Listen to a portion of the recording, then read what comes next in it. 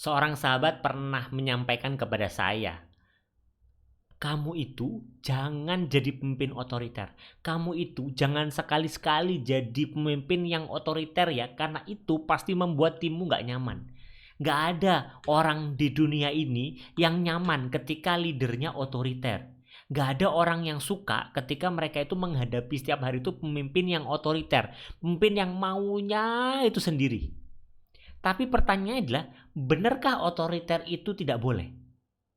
Karena kalau rekan-rekan mungkin pernah dengar atau mungkin rekan-rekan pernah tahu, tahukah rekan-rekan bahwa sebenarnya gaya kepemimpinan otoriter itu merupakan gaya kepemimpinan yang tertua di dunia. Saking tuanya, memang kalau kita lihat sejarahnya, beberapa tokoh-tokoh dunia itu seperti misalkan Genghis Khan, Napoleon Bonaparte, Queen Elizabeth, Richard Nixon, dan juga Adolf Hitler, itu adalah tokoh-tokoh yang terkenal dan mereka menjalankan kepemimpinannya itu dengan gaya otoriter. Jadi kalau mungkin rekan-rekan masih bingung gaya yang otoriter yang dimaksud itu seperti apa sih? Gaya kepemimpinan otoriter adalah seorang gaya kepemimpinan di mana pengambilan keputusan itu semuanya ditentukan oleh leader. Ya, apapun kebijaksanaan, tindakan, semua itu diputuskan oleh seorang leader seorang. Jadi dia tidak mengikut sertakan orang lain di sekitarnya. Apapun yang masalahnya, apapun tantangannya, semua leader yang memutuskan. Dia nggak memikirkan pandangan orang dan dia memutuskan berdasarkan pendapat pribadi. Nah ini kalau kita boleh garis bawah gitu ya, pendapat pribadi ini yang sering kali bikin orang tuh nggak nyaman karena leadernya seakan-akan sok, dia seakan-akan paling tahu semuanya. Tapi bener nggak sih kalau sebenarnya gaya kepemimpinan otoriter itu nggak boleh? Jawaban saya adalah boleh.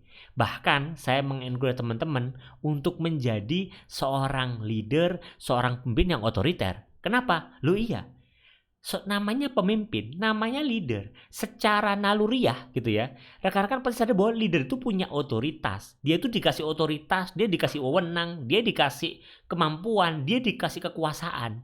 Loh masa dia dikasih kekuasaan dia nggak boleh bersikap otoriter? Jawabannya adalah boleh. Maka bagi rekan-rekan di organisasi yang merasa saat ini otoriter itu nggak bagus, rekan-rekan kayaknya perlu melihat dari angle yang berbeda. Karena kalau menurut beberapa pandangan dari beberapa ahli, otoriter itu perlu. Dan bahkan bisa di satu kondisi, di saat kondisi tertentu bisa menjadi wajib. Loh, kondisi apa sih yang membuat pemimpin otoriter itu dibutuhkan? Yang pertama, kalau organisasi yang dipimpinnya, kalau tim yang dipimpinnya, ini sedang ada masalah. Perdebatan konflik antara satu orang dengan orang lainnya. Terus kita masih oke, apa menurut kalian seperti apa? Ini lagi ada orang lagi debat yang bisa jadi itu nggak bisa diselesaikan dengan kondisi yang win-win. Kadang. Maka leader harus kemudian memutuskan. Dia harus otoriter. Kamu seperti ini, kamu seperti ini ya. Selesai. Masalah selesai. Harus seperti itu. Kenapa? Dalam rangka mendewasakan organisasinya. Sehingga timnya bisa memilah mana yang itu permasalahan sifatnya personal, mana yang sifatnya organisasi dan harus diselesaikan secara organisasi. Dan ketika diselesaikan secara organisasi, ya kita harus ngikutin leadernya. Leader seperti itu kita harus bijaksana untuk mengikuti. Bukan untuk membuat orang tidak nyaman, tapi untuk membuat orang itu dewasa. Untuk membuat orang itu sadar bahwa ini kondisinya organisasi. Dan di organisasi mau nggak mau kita harus mengikuti leadernya. Karena dia yang dikasih otoritas untuk atau kekuasaan untuk mengambil sebuah keputusan. Jadi satu, kalau emang di timnya ada konflik. Yang kedua, kapan sih leader yang otoriter itu menjadi penting dan wajib ada? Ketika di suatu organisasi, di suatu tim, di suatu departemen sedang tidak capai tujuannya, sedang nggak capai target. Terus timnya bingung juga, ini kenapa nggak capai target? Masa kita bersikap demokratis? Yuk menurut kamu apa? Menurut kamu apa? Nggak bisa. Ini organisasi sudah dalam kondisi yang disorot, ada masalah. Kalau kita masih berpikir apa yang bisa dilakukan, kadang organisasi justru malah berdebat. Menurut aku seperti ini, menurut aku seperti ini. Akhirnya menurut seperti ini. Nah, leader harus mengambil keputusan. Dan bahkan mungkin kalau ternyata keputusan diambil keputusan leader, ya nggak apa-apa. Karena tujuan leader adalah melihat jauh ke depan. Yang bisa jadi timnya belum bisa melihat ke arah sana. Maka leader harus bersikap otoriter. Saya mau ke sana, ya harus ikutin. Lagi-lagi untuk memastikan kapal ini bisa berjalan lurus.